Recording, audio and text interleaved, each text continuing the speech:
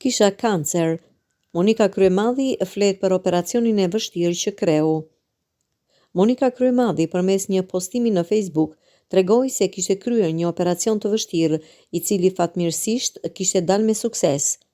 Kryemadhi nuk e sqaroi më tutje se për çfarë bëhej fjalë ky operacion, mirëpo ka treguar se prej 5 vitesh vuante nga kanceri në qafën e mitrës. E ftuar në një emision, Kryemadhi ka dhënë edhe një mesazh për vajzat shqiptare, të cilat duhet të kontrollohen her pas here, pasi mjekësia nuk është të kurosh, por të parandalosh. Ndihem shumë mirë fal mjekëve që ishin të jashtëzakonshëm. Dua t'i bëj thirrje të gjithë vajzave të reja shqiptare, edhe pse sot nuk janë në mundësinë, por duhet të paguajnë vaksinat kundër kancerit të qafës së mitrës. Mjekësia nuk është të kurosh, por të parandalosh. Kalova një proces shumë të vështirë shëndetësor.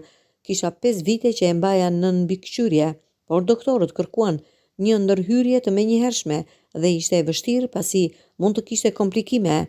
E bëra jashtë vendit, 1/3 e çmimit në Shqipëri dhe garanci më të madhe.